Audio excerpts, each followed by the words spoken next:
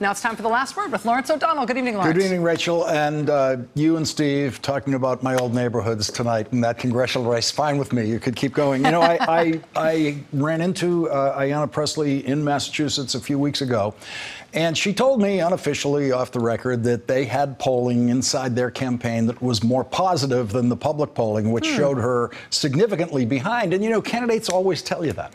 Yeah. I always say our private polls look better, but she was very convincing about it. And that district, in all the iterations that Steve was describing, from when it was JFK's district to Tip O'Neill's district up to Capuano's district, those borders have changed a lot on that district and the way it weaves its way now around Boston, through Boston. But this is the new face of Boston. It is an amazing and kind of wonderful thing to see for someone like me who grew up in a strictly segregated city where this was impossible. To see Michael Capuano tonight give that concession when only about, I think only 11 or 12% of the vote was in. At this point, at the time he started conceding, we didn't even have a call of the election from the Associated Press or anybody else. But clearly, when she told you that her polling was better than you might expect from the public information, he must have been looking at some of that same stuff, because they knew right out of the gate that they were toast. And it looks like she's going to win by a lot. Yeah, and they were looking at neighborhoods that he was supposed to do much better in, and they saw him getting crushed in neighborhoods that he was supposed to win. And so it was a pretty obvious way to read it at that point. But Rachel, trying to squeeze this in a news day that includes everything that it has included, including your great interview with John Kerry. This has been quite an hour that you've just been through, and now I'm going to try to squeeze an awful lot of stuff into the next hour. I'll duck out. Okay. Bye, Lawrence. Thank you, Rachel.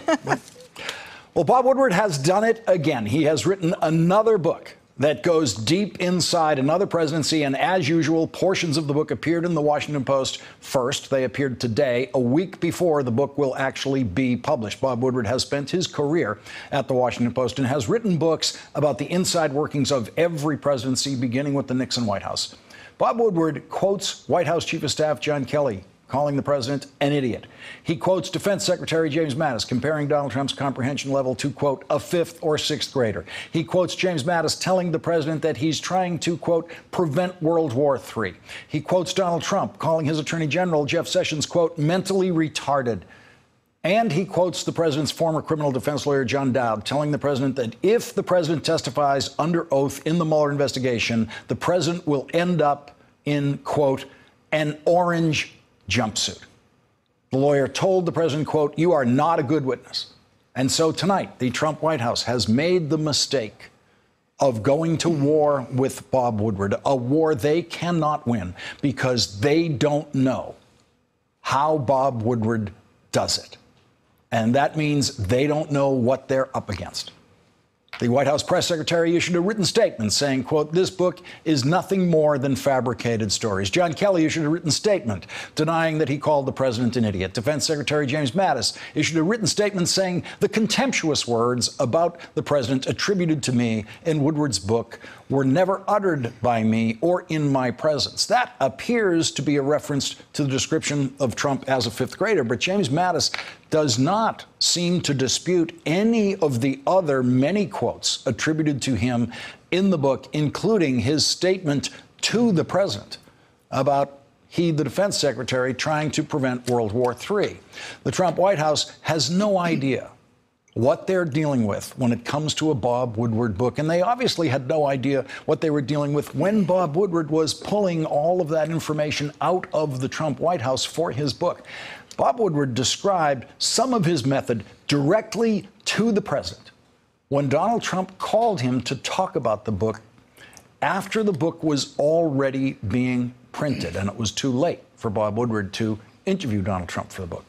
Because Bob Woodward is the consummate professional, he immediately began recording the phone call with the president, and he told the president that he was recording the call.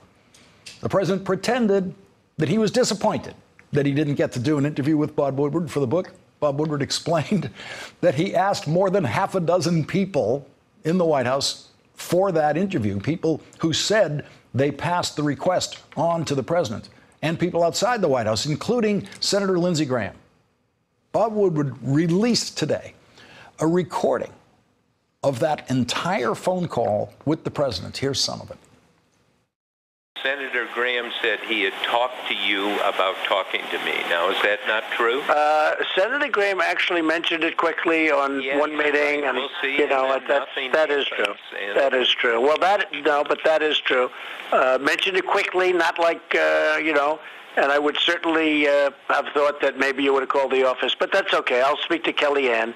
I am a little surprised that she wouldn't have told me. Yeah, in fact, she just walked in. I'm talking to Bob Woodward. He said that he told you about speaking to me, but you never told me.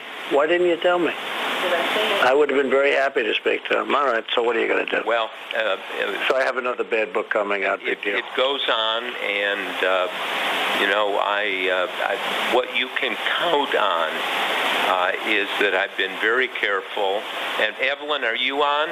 Yes. Evelyn Duffy, who's my assistant, Mr. Hello, Evelyn. President, she transcribed all the tapes because, with permission, I tape people for hundreds of hours. Good. And I think there's nothing in this book that doesn't come from a first-hand source. Is that correct, Evelyn? I believe. But are you naming names, or do you just say sources? Yeah, well, it names real incidents. So no, but do you name sources? I mean, are you naming the people, or just say people have said? I say at 2 o'clock on this day, the following happened, and everyone who's there, including yourself, it is quoted. And I'm sorry I didn't get to ask you about these. I mean, you do know I'm doing a great job for the country. Oh, yeah, I'm sure he knows that. He's got tapes. That's what the Trump White House did not really understand until today, if they understand it even now. And Bob Woodward played one of those tapes publicly today, that phone call with the president, to try to show the White House what he has. And then he told the president in that phone call, I taped people for hundreds of hours. And so now, tonight, Donald Trump knows that Bob Woodward taped members of the Trump team for hundreds of hours. No one works harder at trying to find out what has happened inside the room in Washington than Bob Woodward. And no one has more sources than Bob Woodward. When Bob Woodward was working on a book about the Clinton White House called The Agenda, he came to me because so much of the Clinton White House agenda had to pass through the Senate Finance Committee, where I was the chief of staff. And I will never forget Bob Woodward's first question to me, with no small talk, no beating around the bush. He wanted to know about what happened in a meeting with President Clinton and congressional leaders in the cabinet room at the White House. And so his very first question to me was, everyone in the cabinet room meeting says that you were taking notes. Can I have your notes? In those days, there were plenty of reporters who were trying to get me to tell them what happened in meetings in the White House and the Senate Majority Leader's office and the Speaker's office, but no one ever asked if he or she could have my notes. Bob Woodward always goes for the best possible sources, and notes are always better than human memory. Many years later, when I was no longer working in government, I visited Bob Woodward's home a few times, where much of the space is devoted to his office, where his assistants are constantly transcribing audio recordings. He gave me a tour of the workshop, place where you can see decades and decades of archived audio recordings that are the building blocks of the investigative journalism that has so often become the defining version of a presidency, the Woodward version. What Bob Woodward calls the best obtainable version of the truth. And so tonight, Bob Woodward has tapes, and the White House has press releases. The most damning quotes in the excerpts of Bob Woodward's book that were already released today are from the president's former criminal defense lawyer, John Dowd. Bob Woodward describes a rehearsal session with the president where John Dowd pretended to be Robert Mueller, asking the president questions. The Washington Post reports that in that rehearsal session, Donald Trump's answers were, quote, stumbles, contradictions, and lies, until the president eventually lost his cool. This thing's a goddamn hoax, Trump erupted at the start of a 30-minute rant that finished with him saying, I don't really want to testify. The book then describes a meeting John Dowd had with Robert Mueller and Mueller's deputy, James Quarles, in which Dowd explained why he didn't want the president to testify. I'm not going to sit there and let him look like an idiot and you publish that transcript because everything leaks in Washington and the guys overseas are going to say, I told you he was an idiot. I told you he was a goddamn dumbbell. What are we dealing with this idiot for? After that meeting with Robert Mueller, John Dowd gave the president the following advice, quote, don't testify. It's either that or an orange jumpsuit. The president then said, I'll be a real good witness. You are not a good witness, Dowd replied. Mr. President, I'm afraid I just can't help you. And the next morning, John Dowd quit, and he left an opening on the Trump's defense team that has since been filled by Rudy Giuliani. Leading off our discussion now, John Heilemann, national affairs analyst for NBC News and MSNBC. He's also co-host and executive producer of Showtime's The Circus. Tim O'Brien's with us. He's the executive editor of Bloomberg Opinion. He's the author of Trump Nation, a book about Donald Trump, and an MSNBC contributor. And David Frum, a senior editor for The Atlantic, is the author of Trumpocracy. John Heilemann, you've done this kind of work that Bob Woodward has done. You've done it on the campaign trail most famously and most widely read, Game Change and other books. Your assessment of how this battle is going so far as we come to the end of day one of the Trump White House versus Bob Woodward? Well, about how you would have expected it to go, which is to say very well for Bob Woodward and very poorly for the White House.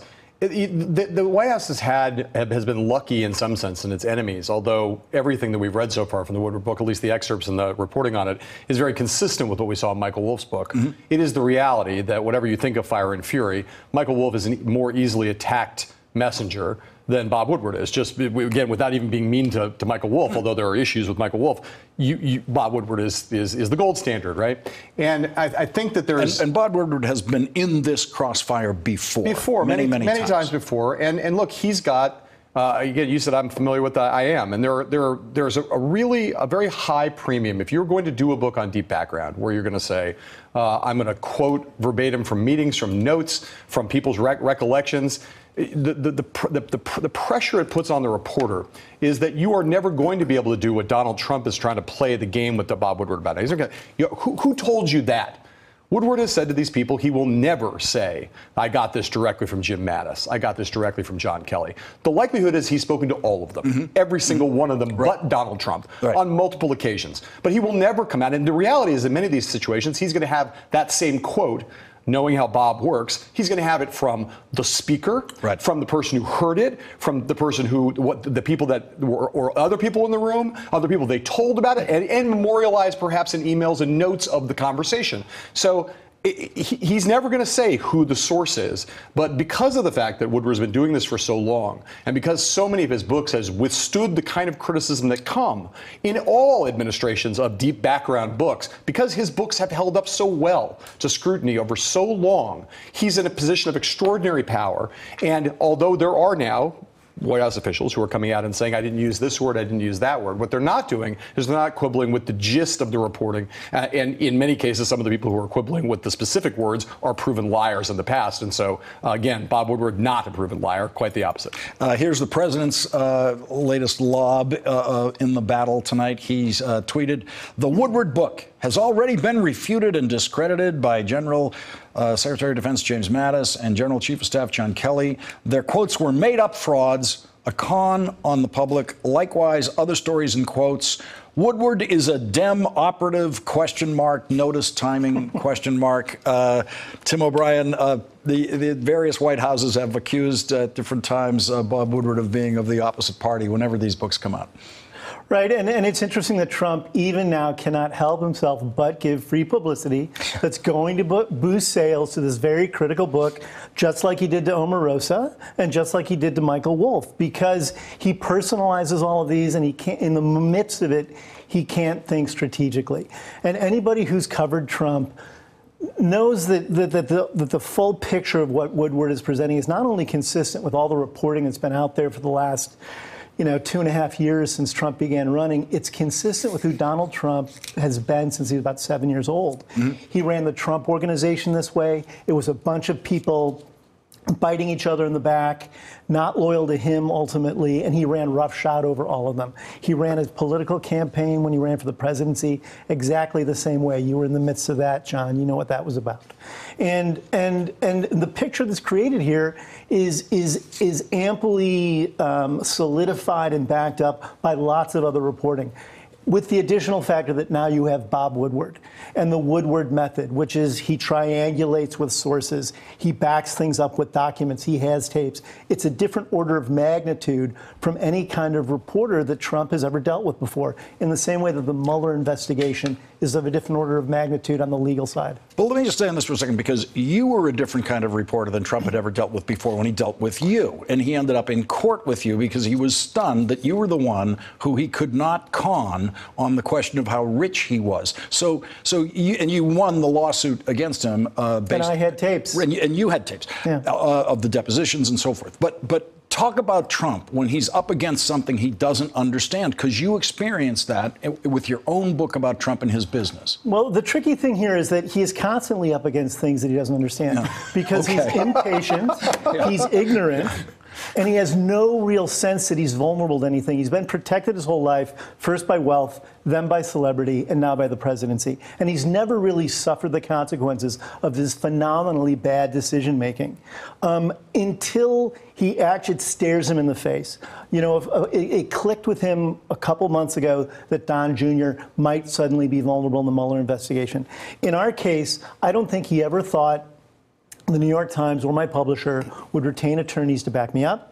He then never thought they would get him for 2 days for 2 8-hour depositions in which we put his own tax returns and his own bank records and business records in front of him. And he was found on dozens of occasions to have lied, and that went into the record. And he essentially created a Rosetta Stone for understanding the kind of pathology and the world that Trump exists in.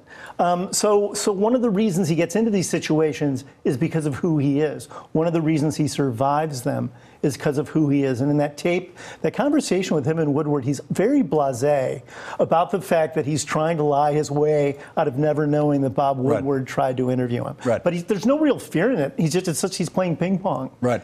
Yeah, and David Frum, that's one of the great things about the tape that Bob Woodward released today, is that there's a tape of Donald Trump, and everything about it is false. I mean, it's just quite obvious, and people should go online and listen to the whole thing, where he's telling a recurring lie throughout the whole thing, which is that no one told him about this interview request. And then Bob Woodward presses him just on one, on Lindsey Graham, and he goes, oh, yeah, well, okay, Lindsey Graham told him. Yeah. And it's kind of a look into the way Trump operates with every lie he can get away with, he will try.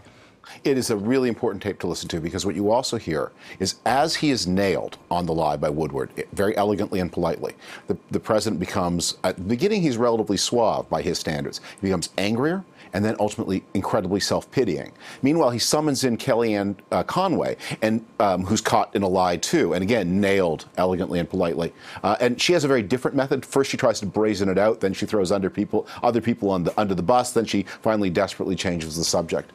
The thing I find myself thinking about a lot as I review these first stories from the book, and of course we'll all want to read the finished product, I understand, as I think about it, the James Mattises and the General Kellys, they're staying to serve the country. And I understand why they feel they need to protect their position. To me, and Donald Trump is what he is, and Bob Woodward is, of course, the elegant and eminent figure that he is. I'm puzzled by the Gary Cohns, the H.R. McMasters, the Rex Tillersons, the people who obviously talk to Woodward, who obviously have unburdened themselves of their sense of the extreme, not only unfitness, but danger to the country by this president. I wonder, are you going to do anything more than talk to a reporter months after the fact? Why didn't you resign together? Why didn't you do, on the day you left? Gary Cohn, you are telling me that the president cannot remember that if you take a piece of paper off his desk, that it was there? 2 hours later, he forgets the paper was ever there, and that he intended, a catastrophically bad policy, but it was his policy, and he can't remember it? Why didn't you share that with the committee of Congress at a time when it was relevant? Why now, and why anonymously? I understand it's hazardous, but a lot of Americans have had over the centuries to take a lot of risks to defend the country. It's not so much to risk getting an angry negative tweet from this president compared to what other people have done in order to defend your country. And David, one of the phenomena we're seeing just in these excerpts, and again, you're right, we're going to have to see the whole book to really analyze this, but it does seem like that the people who are swimming away from this Titanic that is the Trump White House, or rowing away in their lifeboats, however you want to put it, are very eager to tell Bob Woodward extremely negative stuff about the president, which means it seems like they're very eager to try to claim a space in the sane world as fast as they can. Reince Priebus and, as you say, Gary Cohn and others who appear to be sources for this book. Yeah. Well, look, I think many of them are obviously capable people, and some of them are probably morally fine people. I mean, I have a lot of respect for people like Gary Cohn and Rex Tillerson, too. But own it. Stand up.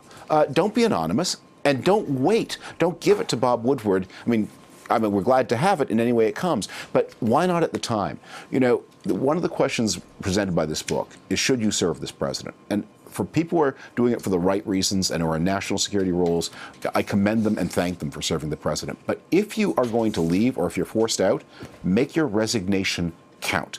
Do it in a group. Do it on the same day, and then immediately spell out in detail why you're doing it.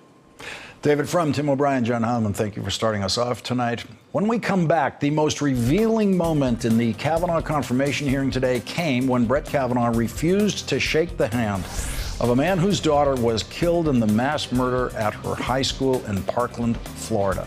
That man, Fred Guttenberg, will join us and tell us what he wanted to say to the nominee.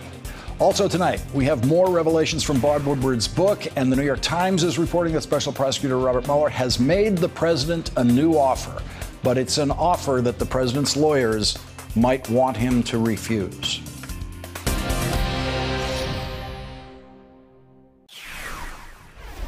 Tonight, the New York Times is reporting that Special Prosecutor Robert Mueller will accept written answers from the president on questions related to whether his campaign colluded with Russia to interfere with the 2016 election, but not about obstruction of justice. It's still unclear whether Mueller will continue to try to interview the president about obstruction of justice or subpoena the president to answer questions about that. According to Bob Woodward's new book, Fear, the biggest problem for Donald Trump and his lawyers has always been Donald Trump. Donald Trump gets the last line of the book.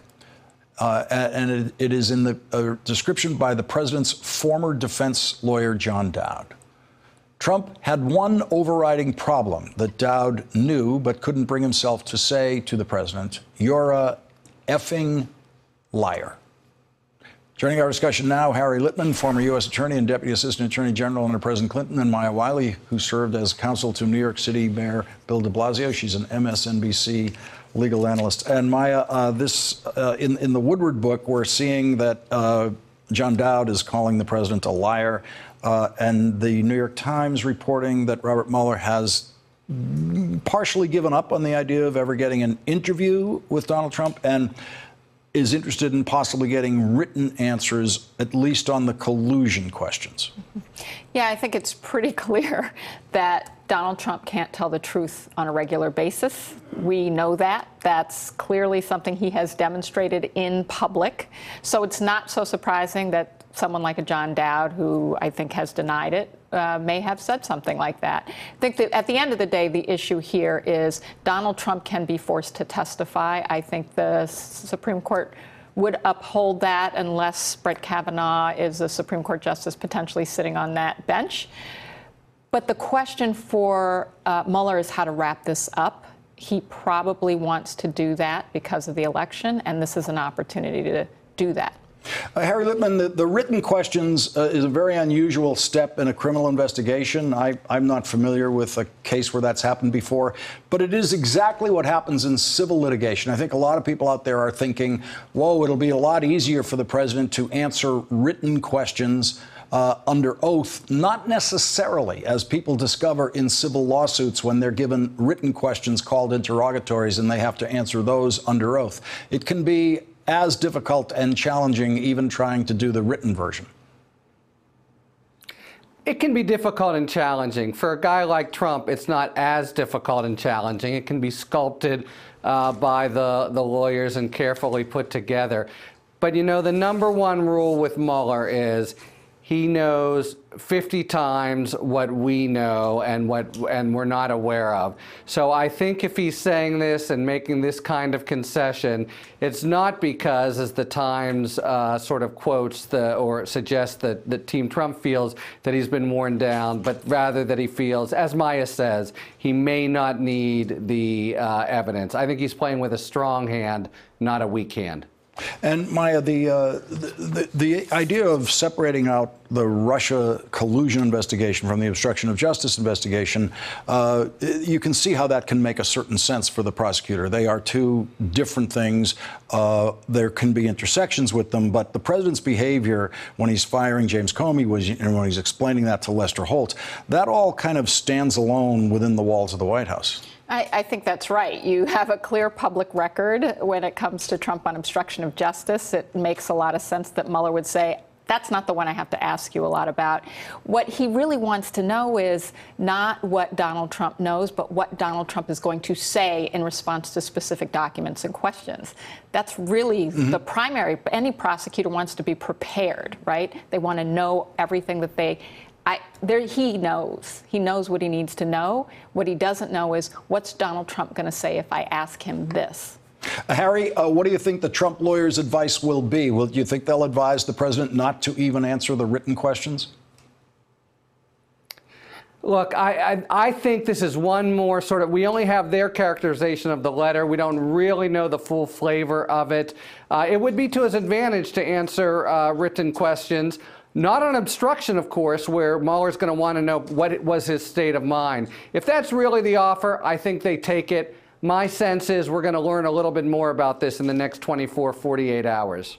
Maya Wiley and Harry Litman, thank you for joining us tonight.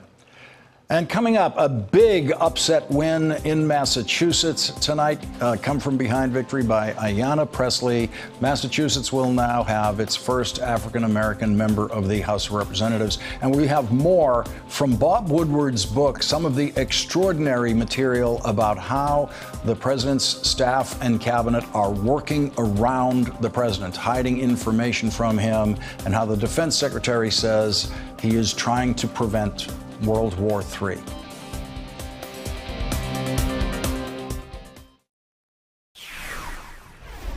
We have a big upset tonight in the state of Massachusetts where Ayanna Pressley, the first African-American woman elected to the Boston City Council, has unseated incumbent Democratic Representative Michael Capuano in the primary for Massachusetts' 7th Congressional District. That means it's time for Steve Kornacki. Steve, I mentioned this to Rachel. I ran into Ayanna Pressley in Massachusetts a couple of weeks ago on a weekend, and she told me that they had inside polling inside their campaign that looked a lot better than the public polling. The public polling showed her behind by a significant margin.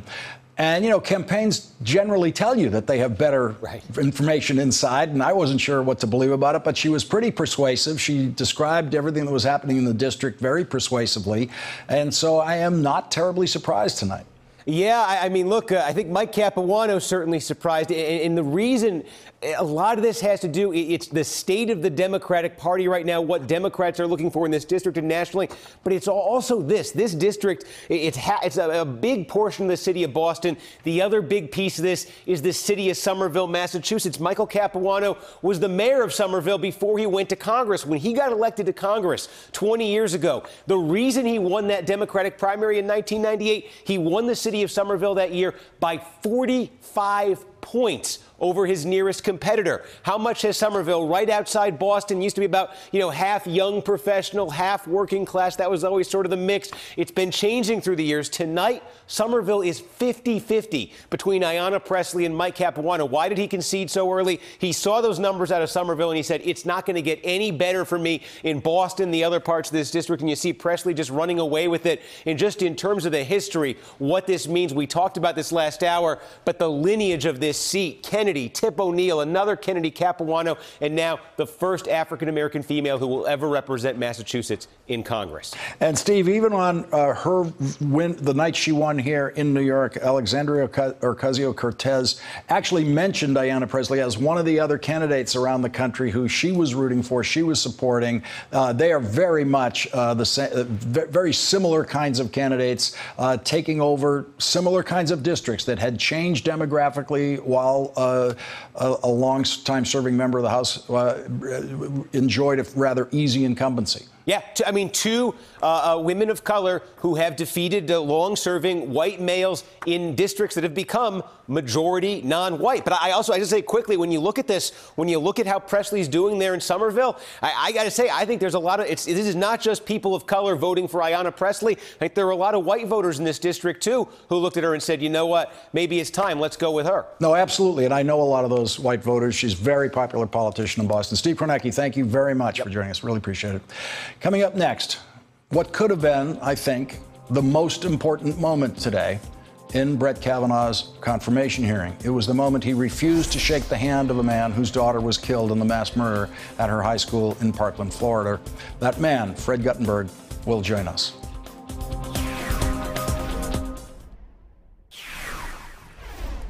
We're doing this in order to prevent World War III. That's what Defense Secretary James Mattis said to President Trump, according to Bob Woodward's new book, Fear. Secretary Mattis reportedly said that to the president when the president showed no understanding at all about why the United States has a military presence in South Korea. Mattis and others explained to the president that the U.S. military equipment in South Korea could alert us to a missile launched by North Korea within 7 seconds of the launch, rather than the 15 minutes it would take for the military's other tracking systems to pick up a North Korean missile launch. Bob Woodward quotes the president as wanting to assassinate Syrian dictator Bashar al-Assad in a phone call to Secretary Mattis. Let's effing kill them. Let's go in. Let's kill the effing lot of them, Trump said, according to Woodward. Mattis told the president that he would get right on it. But after hanging up the phone, he told a senior aide, we're not going to do any of that. We're going to be much more measured. Back with us, Tim O'Brien and John Heilman.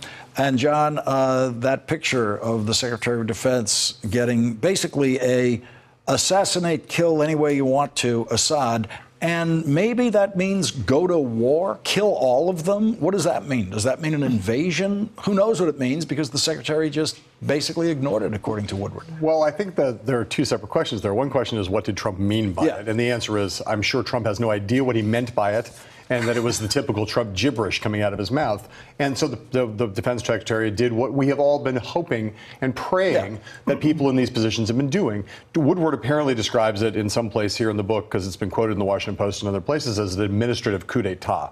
That puts a kind of negative spin on it. Others of us would say guardrails of humanity, guardrails of the safety of the planet, is that some of these people, like Jim Mattis, are in this job precisely to do this very thing, which is to stop the president from doing things that are rash, ill-considered, obviously dangerous, right? You see it throughout in this reporting that seems to be the case. They all, the stuff that's most unnerving in this book, beyond the thing we were discussing earlier in the show, the complicity and cowardice of all the people around Trump, the enabling behavior. Beyond that, the most disturbing stuff in the book is on foreign policy, because all of these people look at him and say, you're a dimwit, you're a child, and you're dangerous, and we have to save you from yourself. And then there are the personal grudges, Tim, that the president doesn't want facts to get in the way of his personal grudges. Bob Woodward's book reports that there's a scene where the president is describing John McCain's experience as a POW in Vietnam, and says the opposite, the exact opposite of what everybody knows. He says that John McCain was released early by the North Vietnamese because McCain's father was such a high-ranking U.S. Navy admiral. And then the book quotes James Mattis as immediately correcting Trump and saying, no, Mr. President, I think you've got it reversed. And the defense secretary then explained that McCain, who died on August 25th, had in fact turned down early release and was brutally tortured during his 5 years at the Hanoi Hilton, to which Trump says, oh, okay. And so, Tim, it seems that Trump had been getting away with that lie around any other circle in the White House until Jim Mattis is sitting there and has to correct him, because surely that isn't the first time Trump tried that. And remember, this is the Donald Trump who successfully got 5 draft deferments, so he didn't have to serve in Vietnam War. In the Vietnam War, Donald Trump, who refused to fly the flag at half-mast over the White House after McCain passed away. He's a guy who holds on to these grudges for a very long time. You know, David Frum touched on this earlier, and John touched on on it is, why does anyone serve in this White House? And I think the short answer, for the most part, is because they're craven. People are either getting their resumes stamped or they're trying to get ahead in the world. Mattis is the one person you can point to, I think, though, very clearly as seeing himself as a buffer between Trump and the abyss. And you see it in this North Korea anecdote, because the most dangerous thing about Donald Trump is, as he's learning on the job and he's learning how to be president on the job, what he's going to naturally gravitate towards are the areas in which he can act unilaterally. Everything that requires him to reach out to Capitol Hill or rely on a team, things like overturning Obamacare or passing any kind of sophisticated legislation, he's going to fumble. The things where he can just write an order or issue a command is inevitably going to attract him. And that's where it gets very scary on issues like assassinating Assad or bombing North Korea, and why having people of conscience and courage and a spine like Mattis in that White House does really matter. But he's an exception to the rule in that White House. Quickly go back to the McCain thing, because it's not just that he holds on to grudges. It's that he holds on to crazy conspiracy theories. Yeah. And you know that where he got this was on Twitter or from the Weekly World News or wherever else he gets his information. He's been believing for a long time precisely the opposite of the truth. And I'm sure after Mattis corrected him in that meeting, Trump went on and repeated that story. He's not, that OOK was not, oh my God, I've been wrong this whole time because I got stuff. Oh God, how do I fix this misapprehension? What it was whatever. And then he went back to believing what he still to this day I'm sure believes, which is that McCain is a traitor, that he got out early, that he's not a war hero, that he was a Manchurian candidate, all the crazy stuff that lives in the right-wing fever swamps of social media where Trump gets most of his information about things like this are still, I'm sure, firmly planted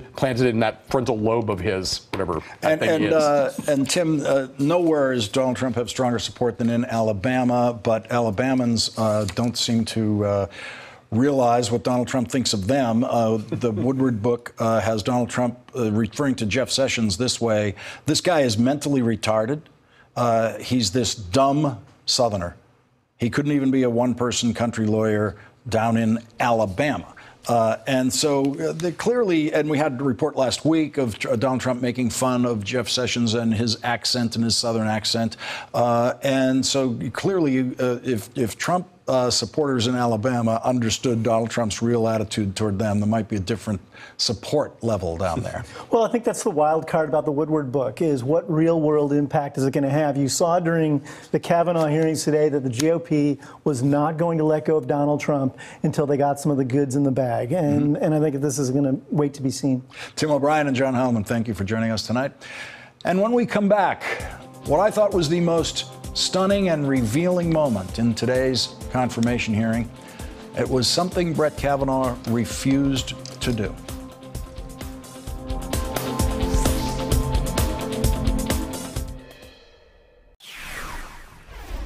There will always be an asterisk after your name.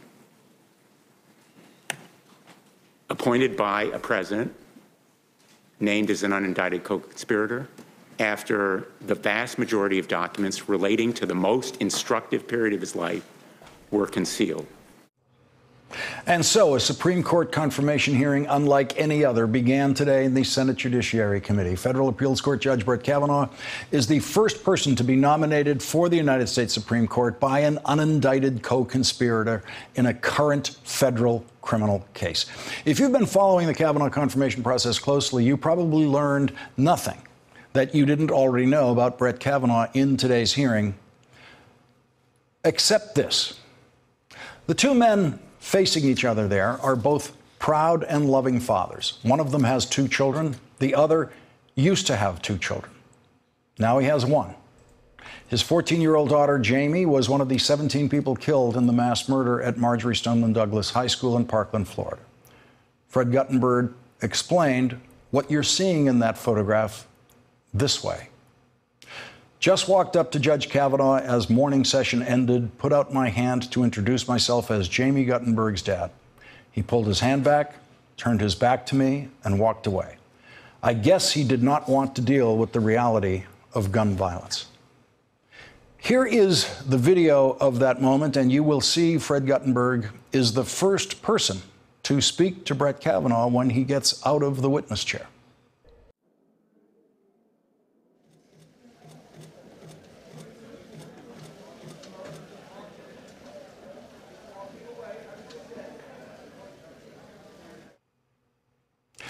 The photograph of Brett Kavanaugh turning his back on Fred Guttenberg went viral almost immediately, and by the time Brett Kavanaugh made his opening remarks, the White House was already issuing statements defending Brett Kavanaugh, turning his back on Fred Guttenberg. And so I had high hopes for Brett Kavanaugh, high hopes that he would find Fred Guttenberg in the audience and just shake hands with him, say something sympathetic to a grieving father in his opening remarks, perhaps. But he didn't. He could easily have just added a sentence or two. That's the most it would take to his opening remarks. He didn't say a word about Fred Guttenberg or Fred's daughter, Jamie. But he did talk about some other girls with very bright futures. For the past 7 years, I've coached my daughter's basketball teams. I love coaching. All the girls I've coached are awesome. And special congratulations to the girls on this year's 6th grade CYO championship team. Anna, Quinn, Kelsey, Shawnee, Chloe, Alex, Ava, Sophia, and Margaret. I love helping the girls grow into confident players. I know that confidence on the basketball court translates into confidence in other aspects of life. I love everything about that. I love that he loves coaching his daughter's team, and I love that he gave a shout out to them and the other 6th graders on the team. I love everything he said there, and I believe he means every single word of that. I know that confidence on the basketball court translates into confidence in other aspects of life. Not if you don't get to have a life. Not if a mass murderer walks into your school when you're 14 years old and takes your life away. And that's what happened to Jamie Guttenberg. And now her dad goes everywhere he can and reaches his hand out to everyone he can to try to bring sanity to America's gun laws. He did it to me. At a big crowded event in Washington, Fred Guttenberg approached me the same way he approached Brett Kavanaugh today, with that outstretched hand, and he said, "I'm Fred Guttenberg. I am the father of Jamie Guttenberg, who was murdered at Parkland." And those words froze me in place, listening to every word that he had to say, marveling that he could compose himself and smile through that unimaginable burden of grief. And today, Fred Guttenberg tried that same approach with the nominee for the Supreme Court of the United States, and the nominee turned his back on him. And then when given a chance to apologize, to clarify, it didn't seem to even cross his mind. And so even though Brett Kavanaugh took no questions today from the senators, we learned more about him in his response to Fred Guttenberg than we will probably learn about Brett Kavanaugh in the rest of the hearings. And joining us now, Fred Guttenberg. Lawrence, you just gave me my first legitimate laugh of the day. I remember exactly what you're talking about at the March for Our Lives on March 24th.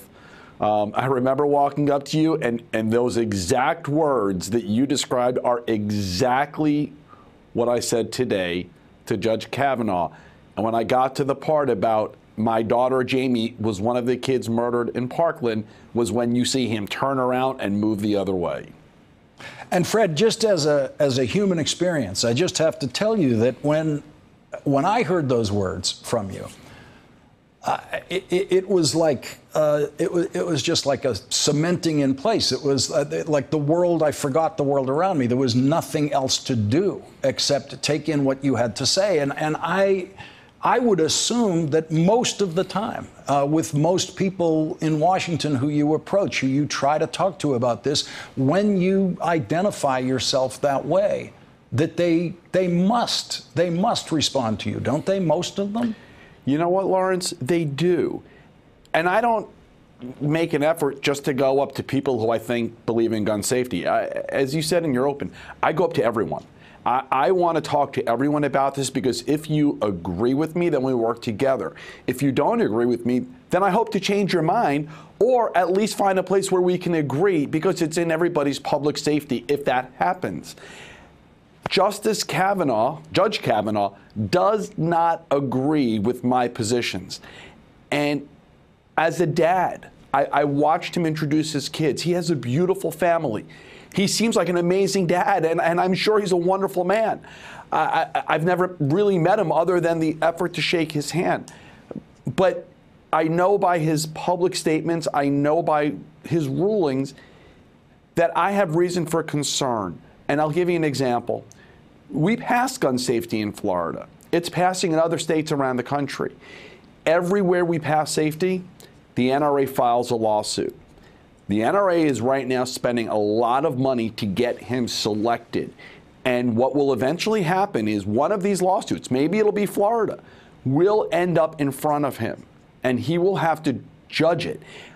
I am concerned that something like raising the age to 21, which we've done in Florida, red flag laws, which we've done in Florida, eliminating bump stocks, which we've done in Florida, before we get to even all the more serious stuff, he would rule unconstitutional.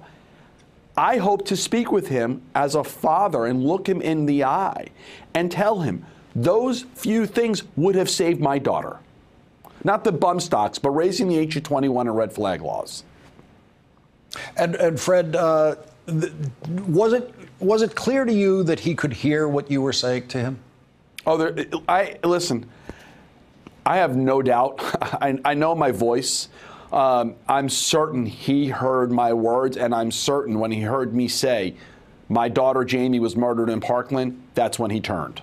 And Fred, I've been in that hearing room many, many, many times, and I absolutely can back you up that anything said from that distance in that situation is easily audible in a situation like that. And I've seen many people engage in conversations in those circumstances many, many times. And so I'm sorry that it turned out the way it did for you today, and I really appreciate you joining us here tonight, Fred. I really thank you very much. Fred Guttenberg. Thank you for having me, Lawrence. Thank you. Fred Guttenberg gets tonight's last word. Hey, it's Chris Hayes from MSNBC. You know, every day I come to the office and we make a television show, and every day I think to myself, there's so much more I want to talk about. And so this is our podcast. It's called Why Is This Happening? And the whole idea behind it is to get to the root of the things that we see play out every day. They're driven by big ideas. Each week, I sit down with a person uniquely suited to explain why this is happening. New episodes of Why Is This Happening? Every Tuesday. Listen for free wherever you get your podcasts.